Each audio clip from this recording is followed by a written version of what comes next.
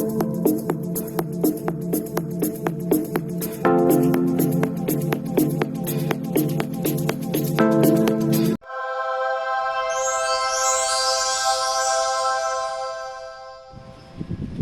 everyone, welcome back to my channel. I've got the parts I need to continue this build, and why that little weirdo's not here, answers in the comment section as to who I'm talking about.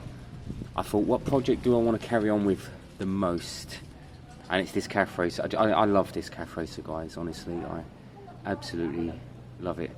And I would have ran it even with the bit of smoke. I should have done that, really. I should have just ran it all summer with the bit of smoke.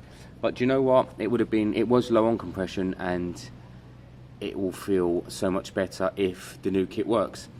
The new kit took 2 months to turn up, roughly, from China, the absolute only place in the world I could get it from. But hopefully it does the job. It comes with all the gaskets, the new pistons, the new cylinders, and then I'll put my original head and valves back on. This isn't the stuff I do regularly. I have done top end rebuilds, normally on mopeds. They're straightforward enough, especially 2-strokes. This kind of thing, I'm not that great at. But I can get it done. I've bought the Haynes manual for the actual torque settings of all the bolts, and I'm gonna kind of just take apart the package and see what we're looking at. In fact, let's do that next. Let me get you set up. Let me grab the package. Okay, so here you go. Probably going to open this up, and a little duck or something is going to come out. Just something I haven't ordered. It wasn't from your average AliExpress or anything like that. I ordered through a company in China. Not that would be much better, but so I think it's bespoke. I think they build it for your bike. Now, I messaged a good few places in the UK about this, about getting the actual original cylinders rebored. Now, they're all very vague. Now, I think there needs to be a better company out there. Even the local bike dealers that I use, not dealers, builders, the place they advised me to use still weren't good enough. They just said, we don't do that bike. Any other place said that they could do the boring, but they couldn't provide new pistons which match the size of the new bore. And again, that's a pain in the arse. So what you'd have to do there is you'd have to order slightly oversized pistons, then send it in, and then they'd bore it for them pistons and send it back. It just all seemed a pain. And then you have to order gasket sets, which will probably come from China anyway. And in the end, I thought, if I order this set, it should have been tried and tested. It should sort the bike out. Chances are they're slightly oversized anyway. You know, I think the originals are 238 maybe, something like that. Potentially these are a bit bigger because that's kind of what they do. They don't measure that exactly. Oh my god. I mean, it's wrapped well. Right, cb250, that's a good start. That's the what the bike would be called. It comes up as a, I know it's a cb250, but it comes up as ca250 as well. Right, let's see what we've got here. Okay, so got the pistons in.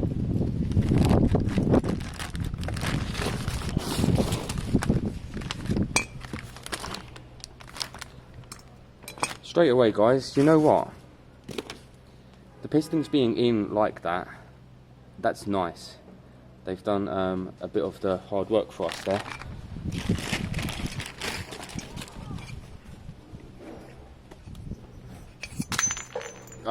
Or not. Oh no, they've not, because the rings on there, that's a bit silly. So you could think that was all set up and ready to go there, guys, and it's not. So let's have a look at the new cylinder. I mean, it looks great. It looks stunning, actually, and the piston fit really nicely.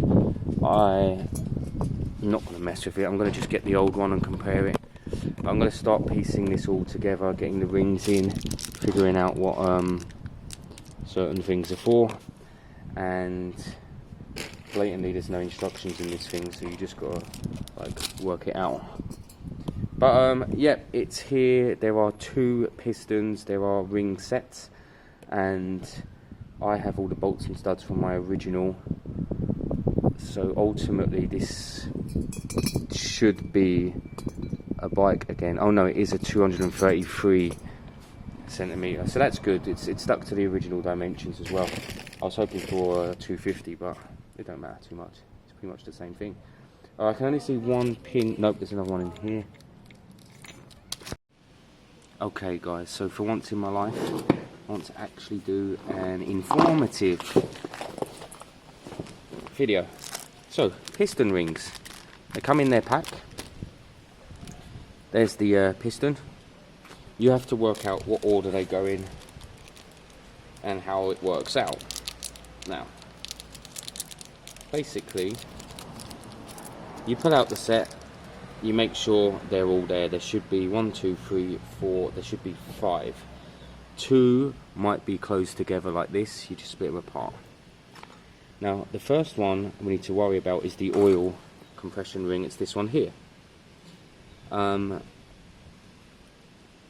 It should make a W shape on the end.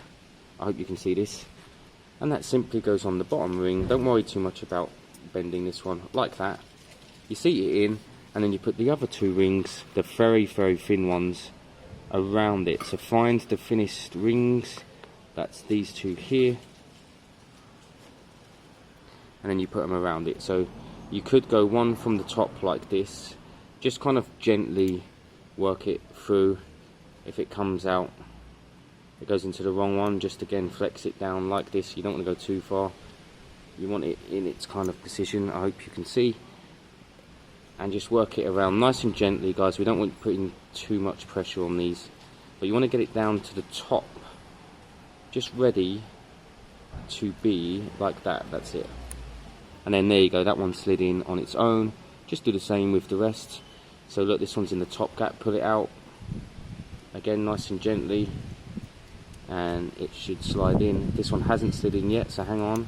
There you go, work it in. Now have a good look around. This one hasn't seated properly, so I need to move the oil ring back a touch to make sure it is not overlapping like that, otherwise it won't do its job. If you can't resolve that, then pull the ring out that you just did. I resolved that there just with a little piece of pair of scissors, and that's fine. Now with the second ring, the second very thin ring, we do the same thing, but this one will go on the bottom, so we'll come from the bottom this time like this.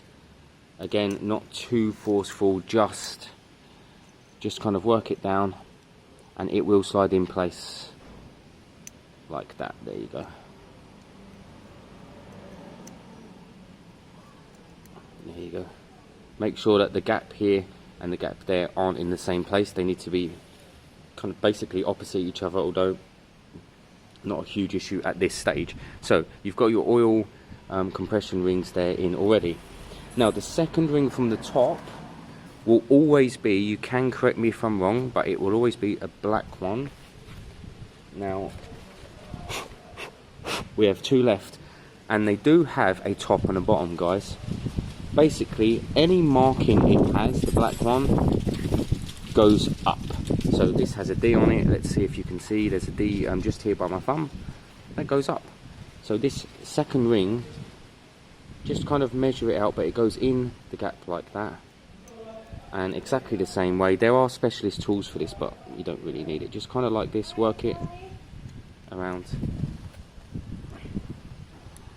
like that. Again, same thing on the top. You don't want to stretch them too much, that's the issue. So you just like that, but I don't want it in that top gap, I want it past, so try and get it past.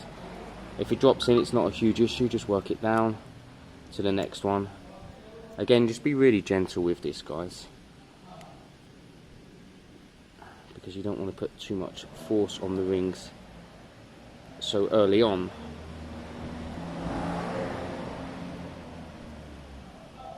Which is exactly what I'm doing right now. So I messed that up, give me a moment. So there you go, that ring's in. Now if you press it together, it should make a very small gap like that, because when it's in the cylinder there should be a very small gap. Now we don't want this gap near any of the other gaps, so I've got one there, I've got one there, so I'll go around to kind of here.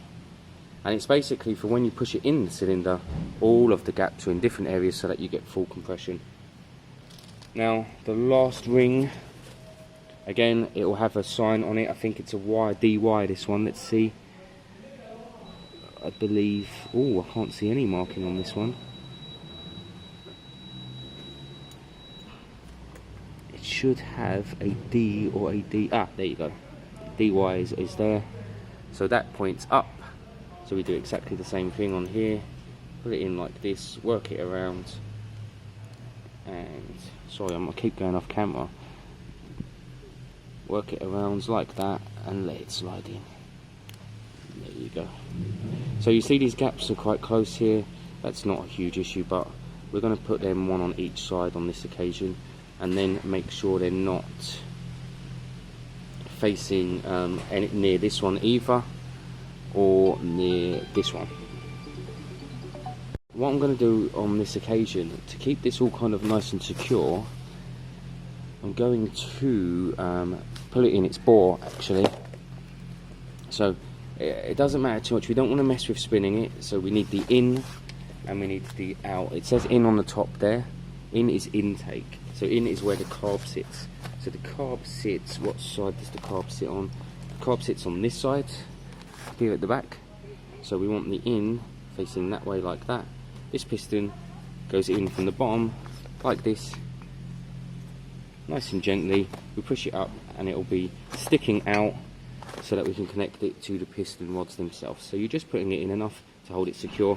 I'm going to use some two-stroke on this as lubrication for the first time I spin it over, especially as I might not be spinning it over today.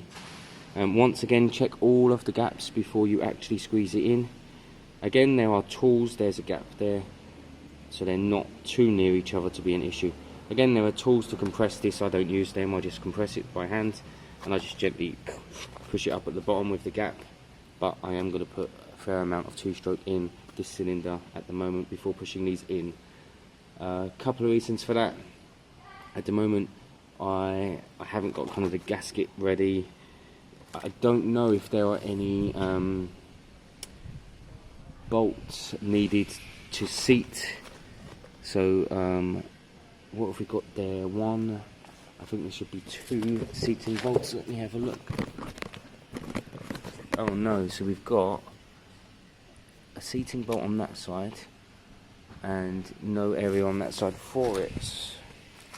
Let me 1, 2, 3, 4, 5, 6, 7. I need to check this is the right. After all that, is this the right one? 1, 2, 3, 4, 5, 6. I don't know. I need to have a play with this, just make sure it's all correct. Looking at both, yeah, it's the same. Slight discrepancy in the actual cooling fans, but that shouldn't achieve anything unless you see this screw here. Unless this comes down past there, that could be a flaw. I'm going to have to check on that. If it is a flaw, I think that would need drilling out so that that screw can go through. Not a huge issue, that is just a cooling fan, that's nothing more. But obviously you don't want to be messing around with drilling out on your engine at this stage. So let's see. I think that's exactly what happens. This bolt comes right out here, doesn't it? Right out here. And you bolt it down, and then this one is covered, so you can't actually get that bolt down and through. That's a manufacturer's error there. That's something that needs to look. I'm going to kind of just seat it on the bike. Not easy to do, but we just need to get an idea if it's worth continuing at this stage or not. Okay guys, I don't do pistons enough for it to be second nature, so, but just kind of the way I do it, and I'm using the manual and all just to remind me. Remember, the in needs to face the intake way, that's this way, so in on both of these pistons is facing that way. What you need to do is you need to put the inside pin, there are pins in here, and that holds the gouge, and that holds this in place, it stops it coming out. Put the inside pins in. Let me see if you can see that one. Can you see that there? See it? Yeah. Just chuck them in. Use some pliers. You've got to bend them in. Only the inside ones. Then I set this up over on top of the engine. I pull everything through that needs to come through. I lower it down, and I basically connect the rods all the way through here. I'm going to use more two-stroke just to keep it all kind of lubricated. So this will go through one here that will just stick out. I'll have one on this side as well, just sticking out when I lower it down. Then it goes through the middle and goes all the way along, and it will stop on its own pin. And then I chuck in the two extra safety things for the pin on the other side, and then it's locked in. And then I push the head down, pistons up, and the pistons are technically then in place on the bike, ready for a compression stroke. I will then put a bit more two-stroke down at the top just to keep it lubricated while it's warming up, eventually of course. So yeah, so the next part now, this is kind of set up, the pins and everything are in place. I put it on top, I pull through the tensioner and the chain and slide it down, set up the pins. It's a bit fidgety but not a huge issue, and put the pins in. So yeah, I'll show you bits and pieces of that.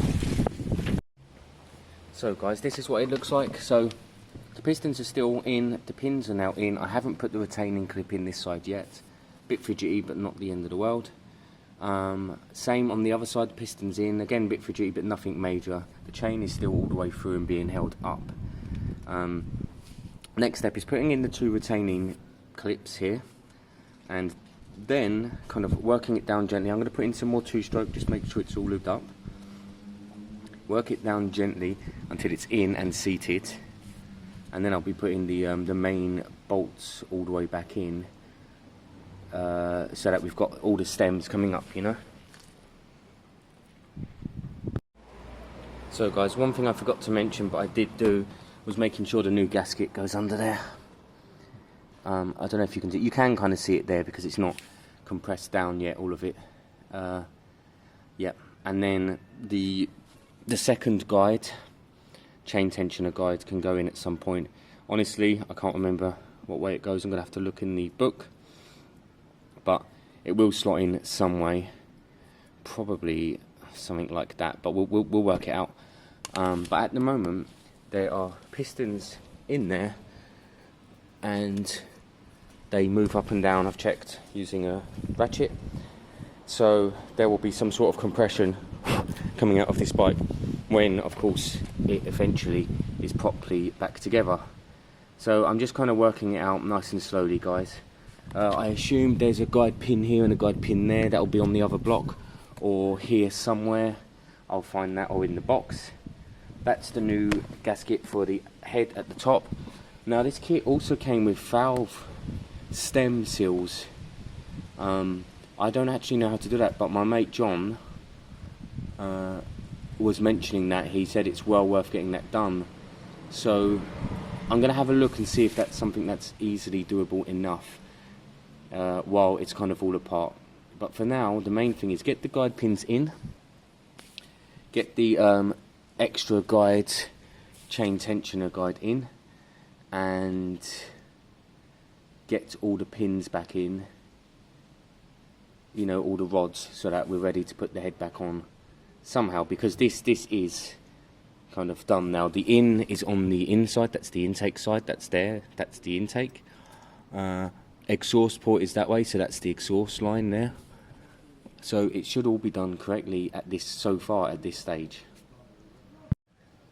So guys, I was just sitting here taking the engine apart, and I was thinking, John was having a chat with me yesterday about the build that I'm doing with his help, this one. And he said, basically do it properly, and that kind of is, that's right. So what I thought was, I'm going to get this measuring tool here. I'm going to measure the cam lobes, because I was very quick to say to John, it will be fine, and I am, but it's good practice. You can measure the cam lobes, and you can measure the springs to make sure they're all good.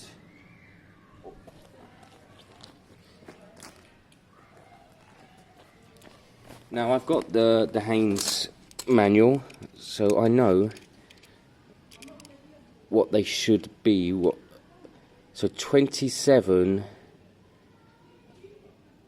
millimeters, that lobe. Yep. What's this one? 27.3. Let's check the other two. Oh, I hope I've been on camera there, guys. I don't know if I have. Let me go a bit higher. Let me check you. Am I on camera there? 27.6. And the last lobe, let's get it down to where it should sit. 27. So they're all 27. That's 27 millimeters. So I have to check now with the book to see what the kind of measurements should be. It says to measure the springs. So this spring is 37.9. You see that there? No pressure, just 37.9. There'll be a minimum tolerance on that as well. Inside spring. Lucky I'm filming this so I can come back to the numbers after. 29.5 in a spring. 29.5 roughly. So they're all the measurements we need to worry about at this point in regards to continuing to rebuild this engine. Hi guys, Calf Racer project here. We're skipping and jumping, and Sultan's working on the phaser, and I'm still tearing apart this engine. Right, so all the valves are out now. You have to do the valves and everything that comes with each valve in individual bags, okay guys? It has to come from the same area. So bottom left from front, bottom right from front, top left from front, top right from front. And that's what I've got here. I've got 4 bags with the springs and the actual valves for each area. Now, I was considering just putting on the new oil stem seals, which are these. I've got brand new ones, and carrying on. But I think, first of all, I can't put them back on. I haven't got the right tool to compress the springs enough to then put the pins back in. Secondly, I think I'm going to reseat the valves just in case. Now actually the valves and the seats look clean, they look good. But I'm going to get some grinding paste and a grinding kit and just do it at least a little bit to give it a little bit more bite. Again, the actual, what do you call it, the liners, the valve stem, I can't do them. I don't know how. I don't even know where you start. So my plan is to order a valve kit unless I can find a way of compressing the valves and putting the clips in without one. I did use this clamp here to take them all off, and that worked easily, but it doesn't work so well for putting them back in. But yeah, that's where I am on this bike. The pistons, someone said that the oil rings may have been put in wrong. They weren't. I put 2-stroke in here to clean it, but I think exactly what happened is what happened, that the valves are letting in oil. It's coming down, it's coming into the chamber, and then it's being compressed out. And actually, if you look at that ring there, which is brand new, that's got more black on it than this one, which means it was probably the right hand pistons that were letting in, valves that were letting in the oil, and it's quite oily here as well. So it probably is just them stem seals.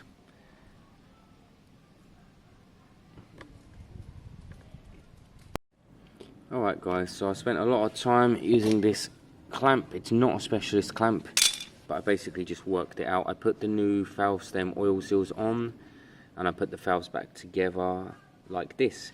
I didn't use the grinding paste, I didn't grind them. That might be what I need to do next if this doesn't work. If it really doesn't work, I may just need to order a new head and then put everything back onto that. Because basically there's oil getting into the cylinder. It's definitely not through the piston rings now that they're changed and new.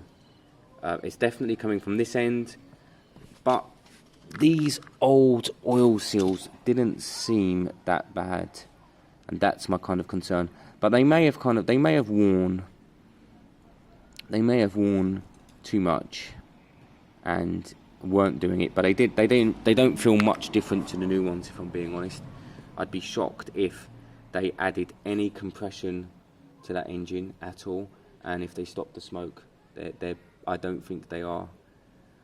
And I don't know. I mean, I don't know how accurate my compression tester is. It was up at 110. It should be up at like 157 or something. The main thing for me is that the smoke clears up. That's the main thing I need to sort out. So I've downjetted the carb to its original settings. I'm going to use the airbox on it. I've got an airbox at home.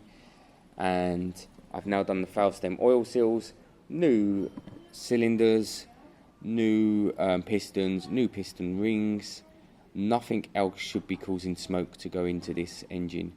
But of course we don't really know that until we chuck it all back together and it keeps doing it, which it probably will. Okay everyone, so we're back at the engine again. I've put the cylinder head back on, as in I've just seated it. It's obviously not torqued or set up. From here, you put the cam through and the cam lobes and the chain sprocket, and then you work them together. You bolt the chain sprocket to the lobe, and then you kind of stretch the chain on by spinning the engine. It's a bit of a getting it right thing, it's a bit of a working it out. I had to take it on and off a few times, but you can get it right in the end. You can get it spot on, and you should. Put this up. Once your lobe's in, the chain can't fall, so pull this up using, like I'll use this strap, and it lifts it up, and that gives you more room to work with on the chain. And then you got to put on your valves, and then you got to put in the top end and bolt it all down to we've been using, I believe, 14 newton meters of torque, so it's quite low actually, but that is the setting. I think they say anything between 14 and 18, so we were using 14 anyway. And then you fire it up, and on this occasion it will probably be smoky again. But if that's the case, because we've changed the oil, the valve stem oil seals, if that's the case, then it will be, basically I'll need a new cylinder head this, with new valve liners in there, valve seats. You can get these pushed out and started again, but it's a lot of work. You'd be much better off getting the whole thing. I've seen one with everything brand new, all set up, a couple £100. It'd be well worth doing that. I assume the valves have been seated properly and grinded in and all of that, so that would be your absolute best bet to go down that route if this hasn't solved the oil problem. So what actually happens, guys, is oil comes up here into the top end of the engine, which it's meant to, and then when it kind of pulls up in here, it's not meant to go back down. Now that's what these oil stem seals are meant to do. They're meant to stop it going down. Now if your actual valve has worn down and got too skinny, too slim, even in just certain parts of the valve, then obviously the seal doesn't stay tight on it, and it lets the oil through. And then if the inner liner is worn as well, you get the same problem. Basically, old worn engines let oil through, and the oil goes into the combustion chamber and then comes out as smoke in the exhaust. It will run, the bike will run for a while. It hasn't lost a huge amount of power. Excuse me, but it's not nice when you're sitting behind it. So I'm going to throw this all back together, but I don't think the problem will be completely solved. I think I need to buy a new cylinder head with new valves, new springs, new seats and everything, and then put that on. So guys, this is how you should be sitting now. So this isn't bolted on to the load, but it's all there. The chain's sitting on there. It doesn't matter if it's loose, it's come off the bottom end, that's fine. Chuck these in now, because them two are harder to get to, so you need to wiggle the engine, and these two are quite hard to get to, so you need to wiggle the engine. So put all of the top bolts in loose now, and you including these two down here, okay? Making sure all 8 of these are in and 2 of them are in, and then that's it. And then we won't go on to the next step until all of them are at least sitting in their place ready to be bolted. Okay guys, so apologies, I know this bit's a bit boring for everyone, but I looked for help in doing this engine online, and you just can't find the actual process anywhere. And I've done it a few times now, so I thought I'm gonna help people out and do it properly. So skip this part if you don't want to see how boring it is putting these studs in. Right, so basically I've set all these studs in, turn them a little bit by hand, but we need to make sure they're bottomed out and seated ready to knuckle down the whole thing. So these are the retaining screws that you are going to use in the end, the nuts. Put 2 of them on, one on top of each other like this, so make sure it's there enough, and then put the second one on top. Right, go down a little bit more, there you go. Now get 2 13s, these are 13s. This is a 13 and this is a 13. Hold the bottom nut still, tighten the top nut to the bottom nut a fair amount. Now if you're lucky, you can continue to use this one and knuckle up the whole thing. Remember, we're just putting this in the bottom ends of the engine. It is not actually tightening anything right now, it's just seating. When it does seat, we don't want to put too much pressure on it, because the pressure will come when we torque it down later. There you go, look at that. So a little tiny little nip with your hand, and that's it, leave it alone. To undo the bolts, just do the exact opposite. Hold the bottom one, crack the top one. It shouldn't be hard, there you go. And you take it off by hand and you skip to the next one. It's really a fairly simple process, guys. My only kind of main advice here is do a little bit by hand first to make sure it's all engaged and not threading, otherwise you absolutely ruin the whole engine. If it's a bit stuck like that one is, just put your thing back on it and help it out. There you go. So I'm not going to film each one, but I am going to do them all. I hope this is helpful to at least one person who's rebuilding a cb250 engine at some point. Okay everyone, so they're actually nipped down now, they're good, they're ready to secure the whole engine. The next step, so they're not actually doing anything right now because we haven't got the top bolts on. These 2 10s here are doing something, they guide the engine and they help hold it down. They're what we're going to be nipping up next. So size 10, both of them, nip them up by the recommended torque. To be fair guys, the torque is very low, so it's, you know, a nice tight hand torque will do that one fine. But yeah, use the torque setting if you're bothered. That's the only things we're actually tightening down at this stage. The rest, the next thing is going to be setting the timing and the chain. Okay guys, so the stage we're at now is we need to put a 14 down here so that we can rotate the engine. That rotates the engine.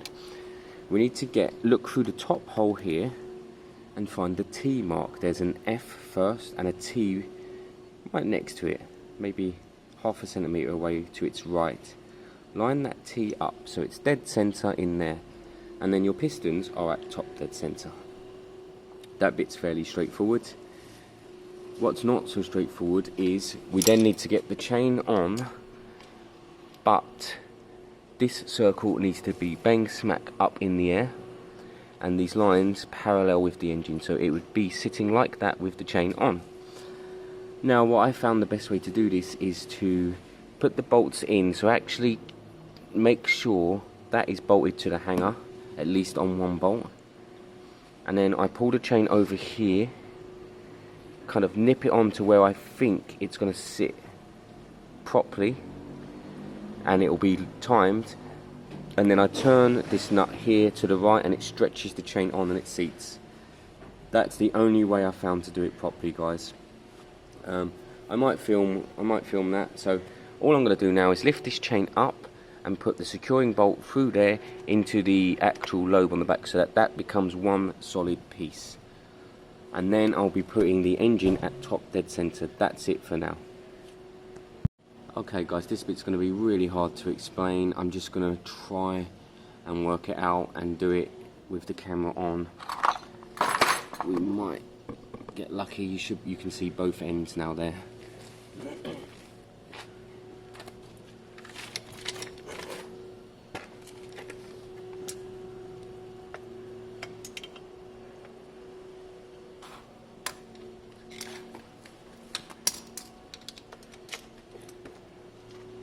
So I want you in my hand. I want you at top dead center. I want you at top dead center.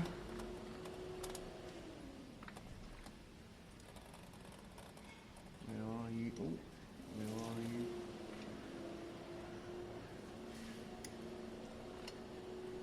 There you go. Right.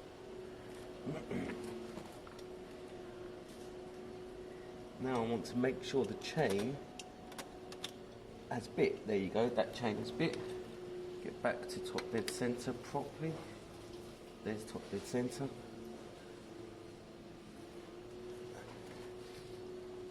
Keep it all taut.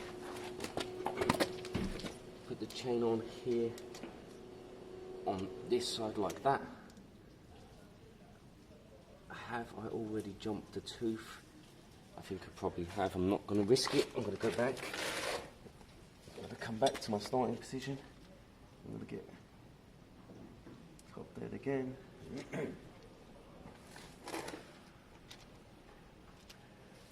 think you need to go back a bit there.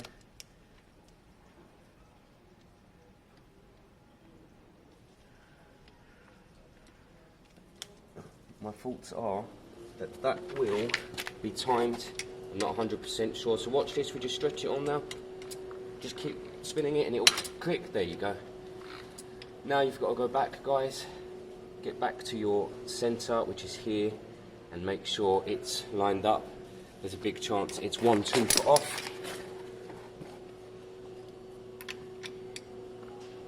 Which it kind of is one tooth off, guys, at this stage. It should be one that way. Honestly, it's not that difficult from here though. Undo this bolt, pop it back off, pop the chain back off, put that back up, and carry on. So that is the system. You just need to keep doing it until you are happy that it's at top dead center.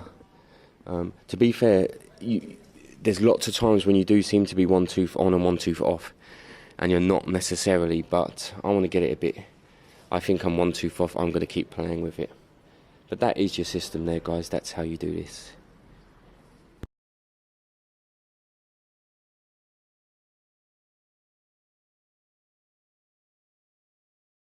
Okay, guys, I'm genuinely nervous about this. This is the first start up now that from the valve stem oil source have been done.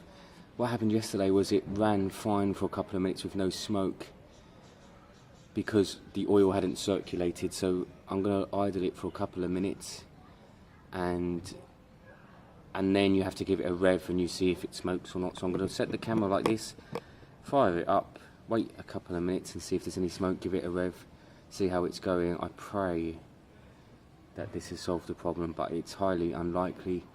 I love this bike. I'd really love to kind of start finishing it off properly.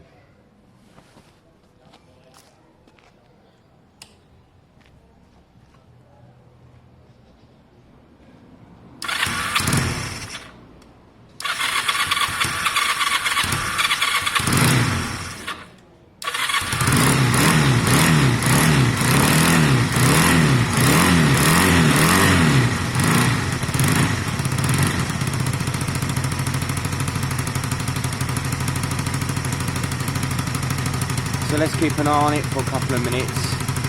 Ignore that nasty airbox in the background. Once again, I've changed my mind. The original jetting for this bike is 110. I believe someone jetted it to 130 a long time ago. I changed the jetting to 120. I think I'm going to go with 114 or 115 and keep the cone on for neatness. But watch a couple of minutes, let the oil circulate, and then if the problem is still there, the smoke starts coming up the back when you rev it. If the problem's gone, then I do a dance.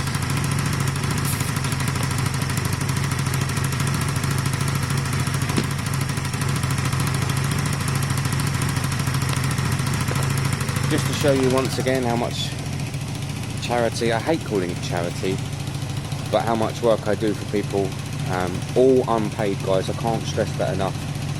I've got this PCX and it has a tracker on it that is a data tool tracker, I believe, that is no longer being paid for, and it's killing the guy's battery. I'm not going to do a video to show you how to disable a tracker, but I am going to be looking into this bike to see what's going on. Honestly, I don't want to touch a data tool tracker. I hate data tool, anything. But I'm going to look and see if there's any obvious power cord to it. If there is, cut it in a way that I can re-engage it, and just hope that it's not part of an immobiliser system. I know now, guys, if I go and rev this bike, it's going to smoke. I just know it.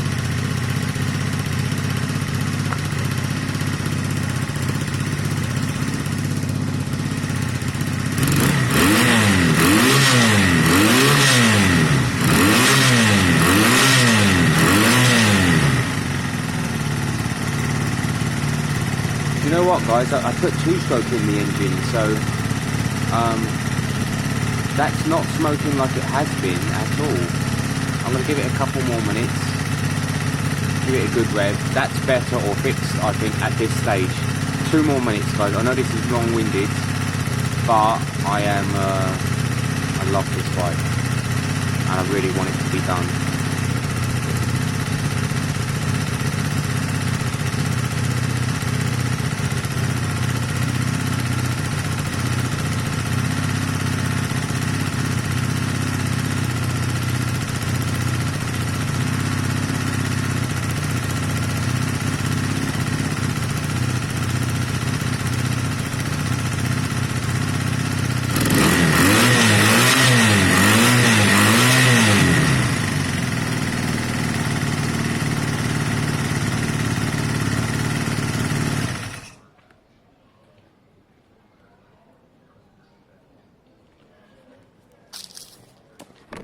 Unless I've got it really wrong, and I don't think I have, guys, I think that problem's solved.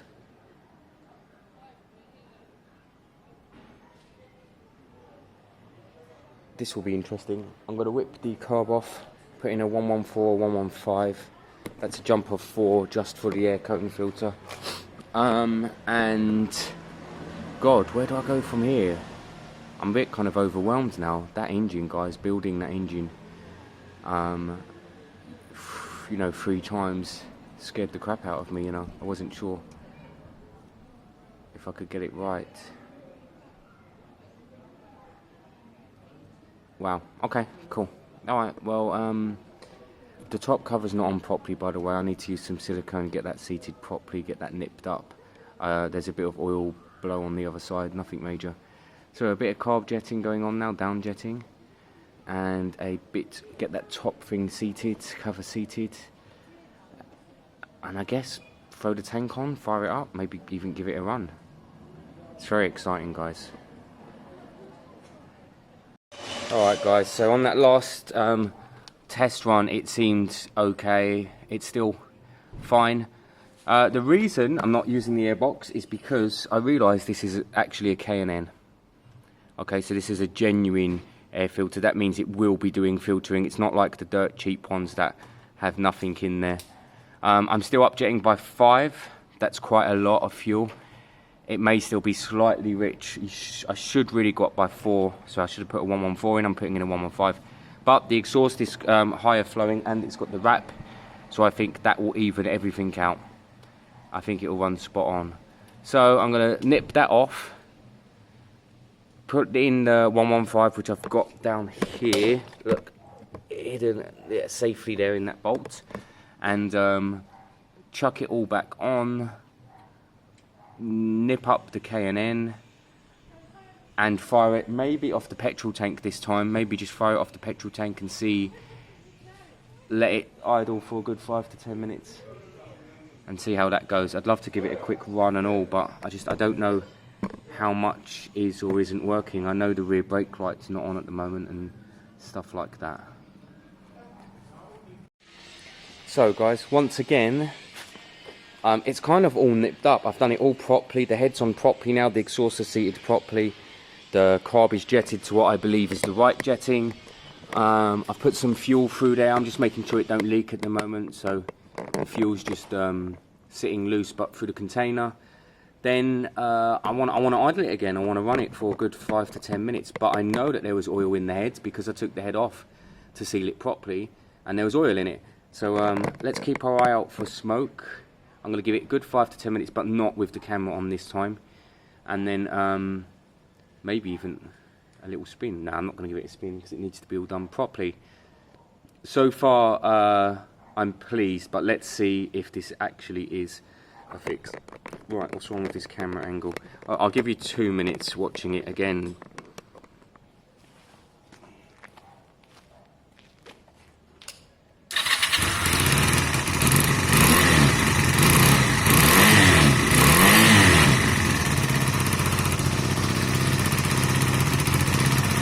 I'll give you 2 minutes, then I'll switch it off, and but I'll switch the camera off, but I'm going to keep it running.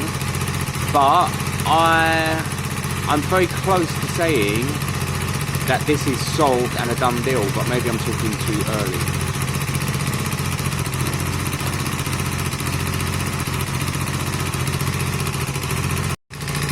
I think it's issue solved, guys.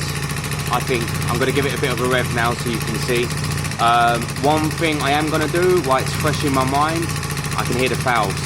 I'm going to adjust them one more time. Because I took them all off earlier, I'm putting them all back on and didn't adjust them again, and that can throw it all out. So I'll give it a quick rev. I'm going to pop the head off again, adjust the valves, and it's sorted. But you can hear there that the valves are a little bit loud. Let's give it a bit of a rev and look for smoke.